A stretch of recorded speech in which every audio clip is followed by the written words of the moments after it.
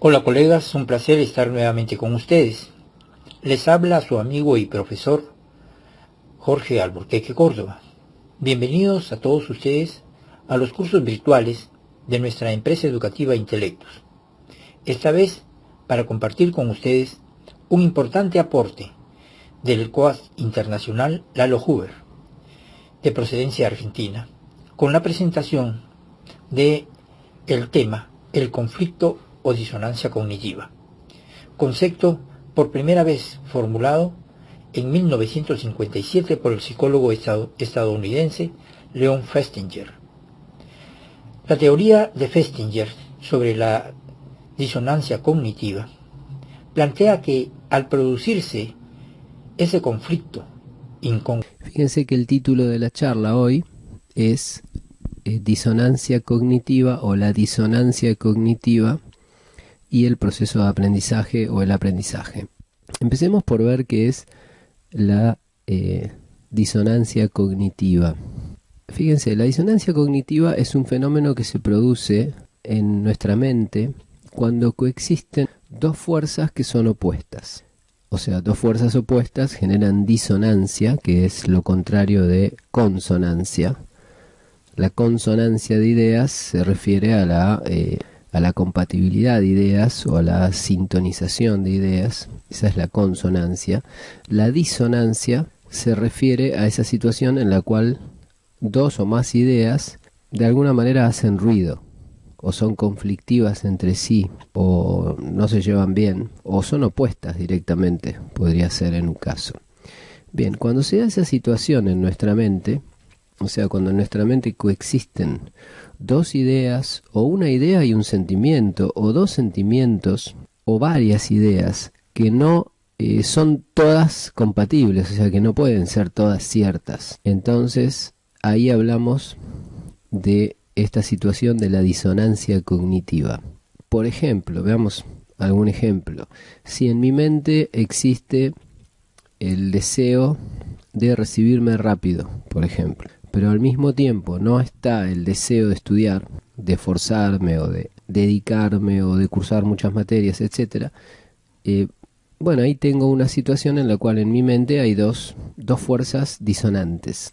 Dos fuerzas disonantes obviamente generan fricción, generan consumo de energía, generan cansancio, generan mal humor, genera todo tipo de efectos en principio negativos, pero vamos a ver bien y vamos a ver que no son tan negativos, o que mejor dicho no son negativos, o que en muchos casos son necesarios. En este ejemplo, una persona se quiere recibir rápido, pero al mismo tiempo no tiene en su mente el deseo de estudiar. Bueno, está en una situación de conflicto mental. O sea, la disonancia cognitiva es básicamente un fenómeno psicológico presente en todo conflicto mental. O, por ejemplo, quiero a una persona por ciertos aspectos, pero no la quiero por otros aspectos, o estoy de acuerdo en unos aspectos y estoy en desacuerdo en otros aspectos con esa misma persona. Y a la vez es una persona con la que tengo una relación, y ahí también de todo eso me genera una disonancia cognitiva por el hecho de tener en mi mente ideas incompatibles con respecto a un mismo objeto o a una misma persona en este caso. Estamos viendo este concepto y ahora lo vamos a aplicar obviamente al proceso de aprendizaje. Ustedes habrán visto que muchas veces en el aula se suelen armar discusiones entre el docente y algún alumno. O sea, el docente propone una idea y un alumno dice, no estoy de acuerdo. Fíjense que ahí se produce una situación complicada, porque ¿cómo es el proceso de aprendizaje? Fíjense, el alumno viene con todo un bagaje de ideas, de creencias grabadas en su mente desde toda la vida, algunas, otras más recientes, pero básicamente tenemos a una persona que es el alumno con una serie de creencias que se enfrenta a un profesor que le brinda, en el mejor de los casos, otras creencias. Fíjense qué interesante, cuando se da la situación de que un profesor presenta ante un curso todo un conjunto de creencias que están totalmente compatibles, que son totalmente comunes y con las cuales todo el curso está de acuerdo, se suele desarrollar el curso muy tranquilamente los alumnos suelen estar tranquilos, felices, calmados, no hay discusiones, y sin embargo el aprendizaje no es tan fuerte, porque en realidad, ¿dónde está la oportunidad de aprendizaje? Después vamos a ver que hay otro tercer caso también. ¿Dónde está la oportunidad de aprendizaje? La oportunidad de aprendizaje está en aquellas ideas que yo no tengo, o sea, en aquellas ideas que me faltan. O sea, ¿dónde está la oportunidad? Está en esas figuritas que yo no tengo en mi álbum, no las que ya tengo. Las que ya tengo, ya las tengo. Cuando un alumno va a una clase en la cual todas las ideas que se le vierten o que recibe no están en contraposición a las ideas que ya tiene, entonces hay dos casos acá. Uno sería el caso en el cual el alumno esté vacío, o sea, esté en una situación, digamos, de mucha falta de información o falta de formación en un determinado tema, entonces el alumno no tiene ninguna idea contraria para enfrentarse y para que se genere la disonancia cognitiva. Entonces, en ese caso, el aprendizaje se produce fácilmente y es una situación similar a cuando somos niños, que nuestra mente está prácticamente vacía de reglas y de creencias fijas. No tenemos básicamente creencias fijas o reglas demasiado estrictas, entonces el aprendizaje se produce fácilmente. Y así es como los niños aprenden prácticamente todo, aprenden a hablar, aprenden a escribir, son esponjas, se lo suele decir. Se suele decir que los chicos son esponjas, ¿por qué? Porque no tienen ninguna barrera interna. Se les presenta información y simplemente la absorben. Obviamente que está el riesgo de que absorban información que sea falsa, o información que sea negativa, o información destructiva. Pero la realidad es que los chicos prácticamente absorben todo, y rápidamente, porque dentro de su propia mente no tienen barreras. Todo se graba, todo se graba. En el caso del aprendizaje de los adultos, que es el que estamos hablando ahora, todo el público, o sea, los alumnos, ya tienen todo un bagaje de creencias en sus mentes, a veces muy distintas, educaciones distintas, de hogares distintos, algunos más estrictos, otros menos estrictos, toda una serie de creencias, incluso hasta ideologías o ideologías políticas, hasta ideologías sociales, hasta ideologías religiosas. Y cuando uno toca esos temas en las clases, bueno, ahí es donde se produce, en algunos casos, la disonancia cognitiva. Y la disonancia cognitiva la experimenta el alumno como algo molesto, una sensación de que el profesor me quiere imponer o hacer creer o me quiere transmitir ideas que están totalmente en contra con mis principios. Ahora, fíjense que si lo pensamos bien, como estábamos diciendo antes, la oportunidad de aprendizaje está justamente ahí. O sea, una persona puede aprender y realmente incorporar algo nuevo a su mente a partir de algo que no tiene en su mente o que es totalmente contrario a su mente. O sea, el aprendizaje es un cambio mental. El aprendizaje no es un reforzamiento mental de lo que ya tengo en mi mente. Salvo que todo lo que esté en mi mente sea perfecto, pero eso es imposible, eso es muy poco probable. O sea, en la mayoría de los casos, cualquiera de nosotros tenemos en nuestra mente algunas ideas correctas y otras ideas incorrectas y un montón de ideas insuficientes, un montón de carencias. Y cuando nos enfrentamos a una persona que, como suele pasar, nos dice exactamente lo que queremos escuchar, nos vamos a sentir cómodos, pero no vamos a tener ningún aprendizaje, porque en realidad simplemente estamos reafirmando lo que ya sabemos. Esa misma sensación a veces se puede producir cuando el docente es bastante experimentado y capaz, entonces sabe expresar ideas de manera que no agredan, incluso cuando esas ideas son opuestas a las que los alumnos ya tienen. O sea, un buen docente sabe presentar o tiene la habilidad, obviamente nunca perfecta, pero tiene cierta habilidad para presentar a los alumnos ciertos temas que son opuestos a los que los alumnos tienen en sus mentes y aún así presentarlos de manera no agresiva, de manera tal de que sean considerados y que sean tenidos en cuenta. Pero bueno, volviendo a la disonancia cognitiva, ¿Cuál sería la esencia del proceso de aprendizaje? La esencia del proceso de aprendizaje podemos representarla así. Fíjense, una persona que en su mente tiene la idea A y al cual se le presenta la idea B. Porque si yo en mi mente tengo la idea A y el docente me presenta la idea A, y bueno, no hay ningún aprendizaje. Somos todos amigos, muchas gracias, buenos días, buenas tardes, genio, qué bien el profesor, estoy de acuerdo, me encantó lo que dijo. ¿Y por qué te encantó? Y porque es lo mismo que pienso yo. Bravo, genial, no hay ningún aprendizaje.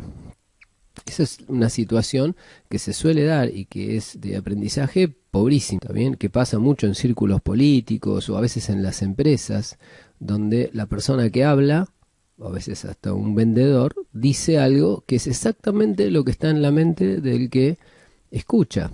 Y estamos todos de acuerdo y eso es lo que se suele llamar un besamanos. Está todo bien, está todo bien, está todo bien, vos pensás A, yo te digo A, somos todos amigos.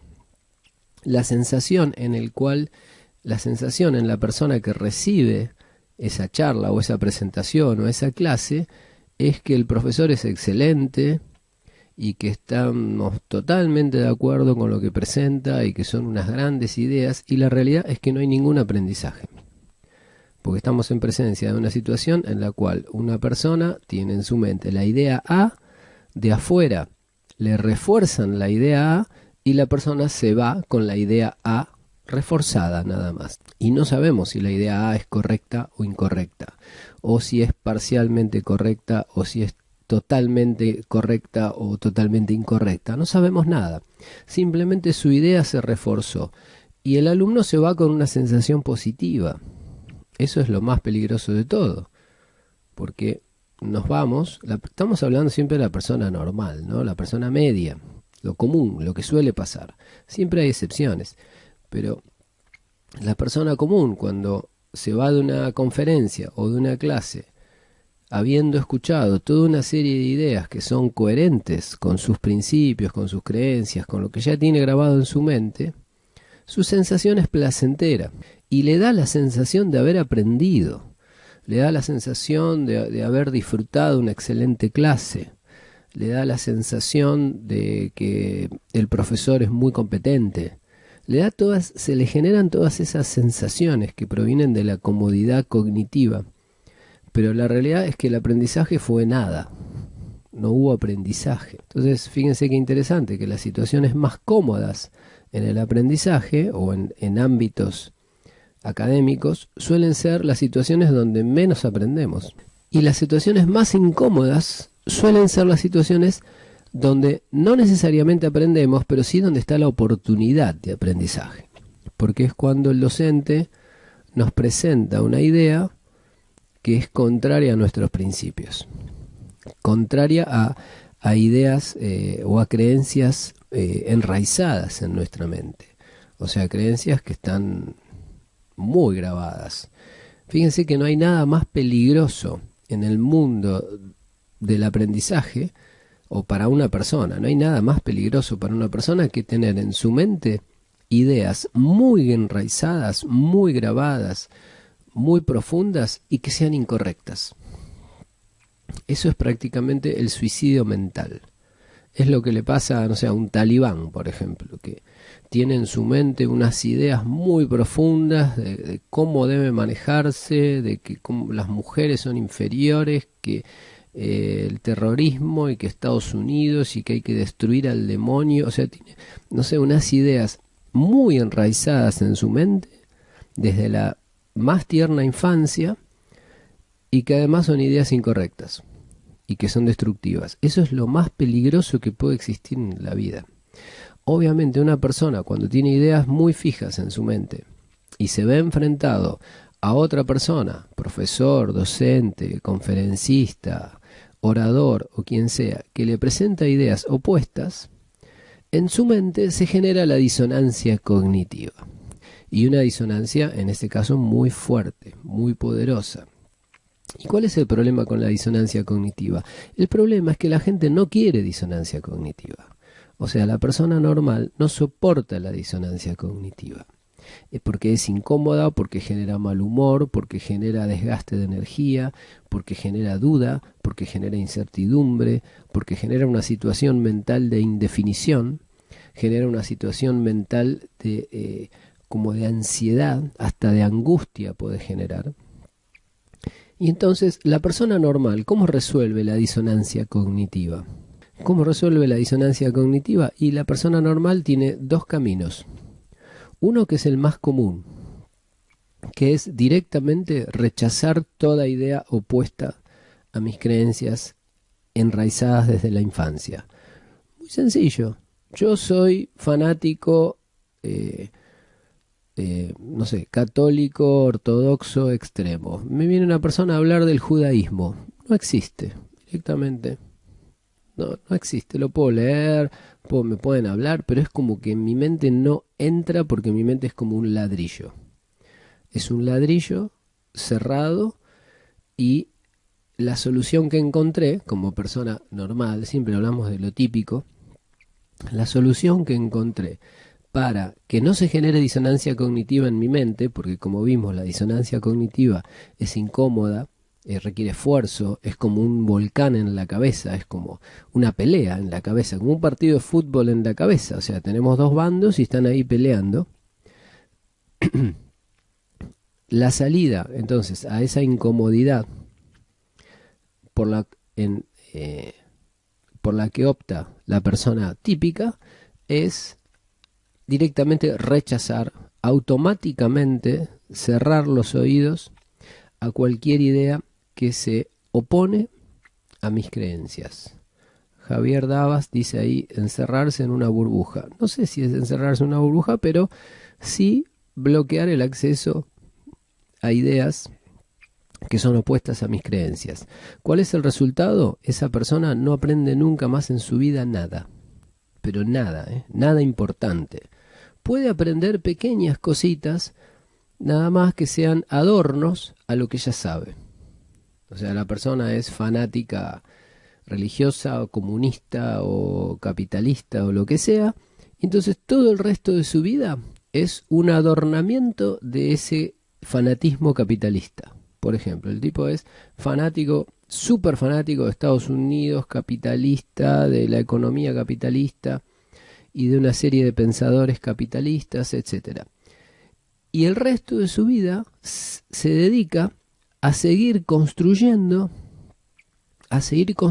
sobre sus creencias básicas.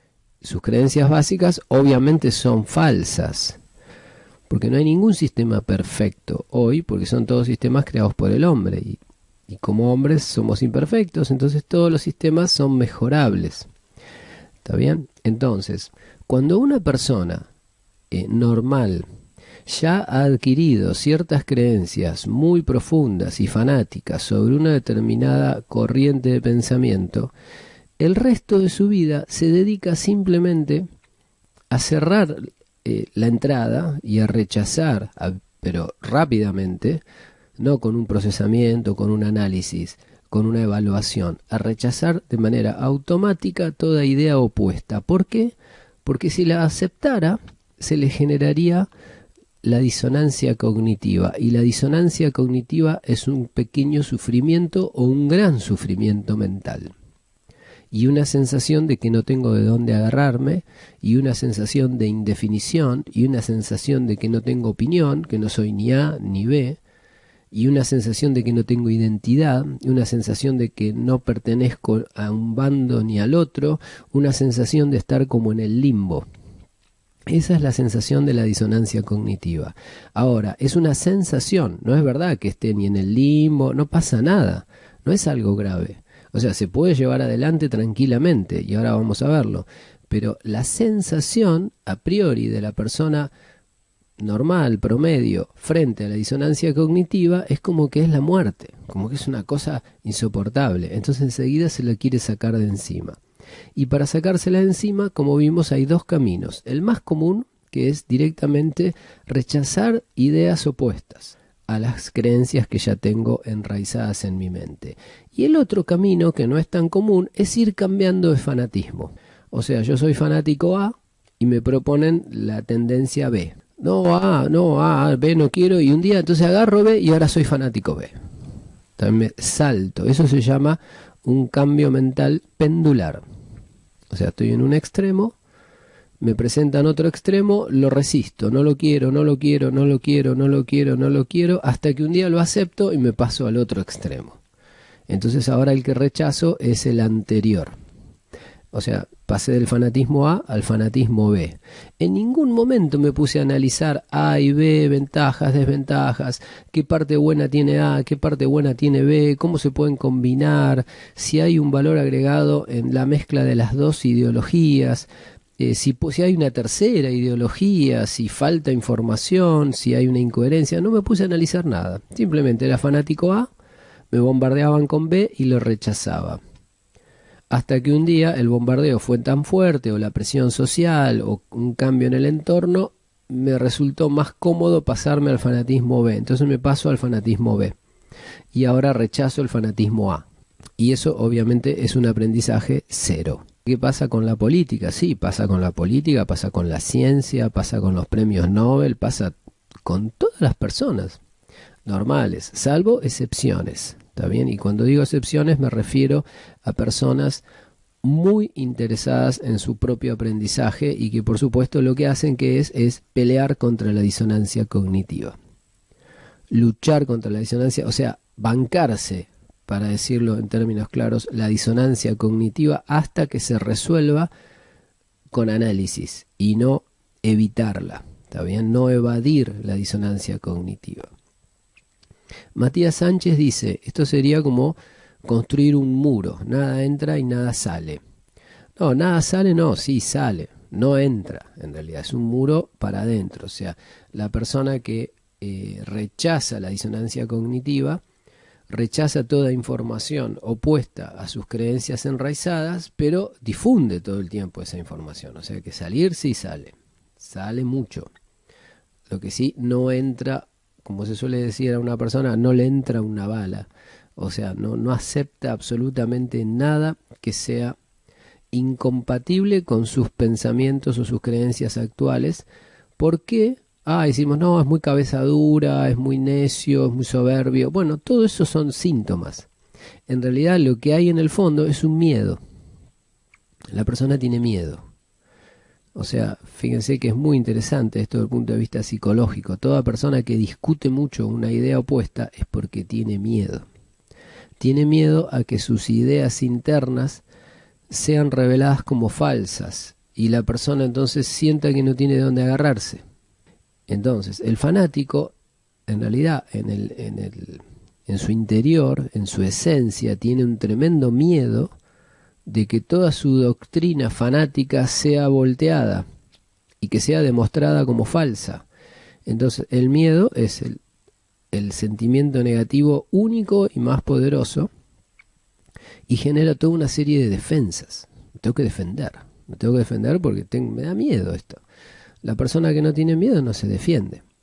Bien, entonces la persona que está en fanatismo en un extremo está tan temerosa de que ese fanatismo pueda ser demostrado como falso que apenas aparece una mínima idea que la pueda desafiar, tienden a destruirla. ¿Está bien? A rechazarla abiertamente, a desvalorizarla. Y uno a veces puede decir, no, pero eso es todo un plan, lo hace a propósito, él sabe que esa idea puede ser verdadera, y igual la trata de rechazar. La realidad es que en la mayoría de los casos no es así. La persona fanática realmente siente que eso que le están diciendo y que es contrario a su fanatismo, siente que eso está mal realmente. No es que, no, en realidad puede estar cierto, pero tengo que buscar una excusa. No, sienten que están mal, sienten que me están agrediendo, están atacando mi identidad, mi vida. El trabajo máximo en el proceso de aprendizaje es del alumno, ¿está bien? A nivel del 99% y 1% del lado del profesor, que su única tarea es traer buena información. Fíjense, había un gran profesor que decía, yo no puedo darles zapatos, le decía a los alumnos, yo no puedo darles zapatos, yo solamente puedo darles buen cuero para que ustedes se hagan los zapatos. Y si ustedes toman el cuero y no se hacen los zapatos y nunca van a tener zapatos y nunca van a poder caminar. Y yo no puedo darle los zapatos, yo solamente puedo darles cuero. Bueno, en el proceso de aprendizaje es algo así. El profesor solamente da materia prima. Todo el trabajo restante, y es que el principal trabajo es luchar contra la propia disonancia cognitiva, es trabajo del alumno.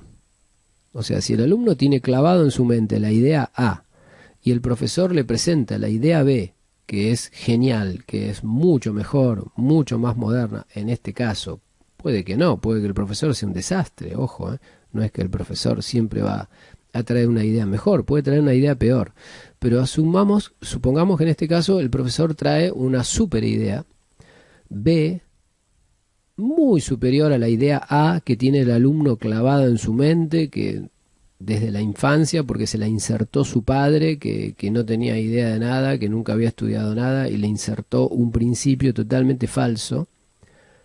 Y ahora viene el profesor y trata de presentarle el principio B, que es muy superior, muy superador, mucho más moderno. Ahora, ¿el profesor qué puede hacer? Nada, presentar ese principio de la manera más pedagógica, amable, adecuada, demostrada, todo lo que quieras, pero sigue siendo información. O sea, sigue estando fuera de la mente del alumno. El alumno lo tiene ahí. El trabajo de tomar eso y meterlo en la mente y hacerlo luchar contra la idea previa es todo trabajo del alumno. Y es un gran esfuerzo. Y no se hace sentadito en la sillita mirando así, tomando una nota, o haciendo un chistecito, o hablando de otro tema con otro alumno, o mirando el celular. Entonces no se hace así. O sea, es un esfuerzo grande. Es un esfuerzo que requiere mucha concentración, mucha atención, mucho trabajo interno, mucha introspección. O sea, ¿cómo sería el proceso de mejoramiento de paradigma en la mente de una persona, de un alumno? Y fíjense, el alumno está sentado en el asiento, en su silla. Tiene la idea A clavada en su mente culturalmente desde la infancia. Clavada, machacada por sus padres, por sus maestros de colegio primario, por sus abuelos. Tiene una idea A clavada en su mente. Ahora, el profesor, 25 años después, o 20 años después, le presenta la idea B, que obviamente corre con desventaja, porque es una idea toda nuevita contra otra que tiene 25 años dominando el terreno. ¿Está bien? Imaginen la mente del alumno como un terreno a tomar, casi militarmente. Ya hay un ejército que tomó ese terreno hace 25 años y no lo larga. Y lo tiene ahí, están ahí, y hace 25 años que ya se instalaron, construyeron torres, protecciones, negaciones, todo tipo de mecanismos de defensa de esas ideas. Y ahora el profesor le manda una ideita B. Está bien, el profesor lo puede hacer con una gran oratoria, con un excelente esquema, con mucha pedagogía, con mucha paciencia, muy amablemente, con mucho respeto, y eso en un buen profesor, imaginen, porque si el profesor es malo, todo eso no va a estar. Va a presentar la idea así nomás. ¿Y cuál es la oportunidad que tiene la idea B frente a la idea A? No tiene chance. No tiene ninguna chance. Porque la idea A, ya les digo, está instalada en esa mente hace 20 años. Y la idea B recién aparece. Y si el profesor la presenta mal, directamente ni existe, ni corre, ni tiene chance. Si el profesor la presenta de manera desganada, sin mucha motivación, sin una gran pedagogía, ni corre esa idea, no existe, no se tiene en cuenta. Ahora, si el profesor la presenta muy bien, y bueno, mejora un poquito la situación, pero tampoco tanto. Porque es el alumno el que tiene que luchar contra los ocupas de su mente. ¿Está bien? El alumno tiene ocupas en su mente, que son sus creencias. ¿Está bien? Que alguna puede estar bien, pero otra puede estar mal. O puede ser que estén todas mal. ¿Está bien? Puede ser que estén todas mal y que ese alumno esté totalmente disparado hacia la niebla, o sea, hacia las tinieblas, o sea, que tenga creencias en su mente, no sé, de que no hay que trabajar, de que trabajar es malo, de que las empresas son malas, de que los empresarios son demonios, o fanatismos de todo, de que todos los de determinada cultura o de determinada nacionalidad deberían ser exterminados, no sé, ideas, cualquier locura puede tener en su cabeza. ¿Estamos bien hasta acá? ¿Se entendió la idea de lo que es la disonancia cognitiva? Que es un fenómeno que se produce en nuestra mente. La persona normal no lo quiere, entonces cuando se le produce la disonancia cognitiva en su mente, o sea, cuando dos ideas pelean en su mente, simplemente opta por una o opta por otra y se fanatiza. ¿Qué tendría que hacer la persona inteligente? La persona inteligente tendría que poder mantener las dos ideas en su mente. O sea, la persona inteligente debería ser capaz de soportar la disonancia cognitiva. O sea, de soportar que en su mente estén A y B peleando y los mire. Y sigan peleando. Mátense hasta que quede claro cuál es verdad. A o B. Yo no tengo apuro. No me caso con A, no me caso con B, no me caso con C, no me caso con ninguna idea. No me fanatizo con ninguna idea, no me subo a ninguna idea, no me pongo la camiseta de ninguna idea. Nada, son ideas. Lo único útil que tenemos que hacer con las ideas es trabajar hasta que queden las que son verdaderas. Y siempre las puedo mantener a prueba. No tengo por qué fanatizarme, ni siquiera aunque la idea sea verdadera.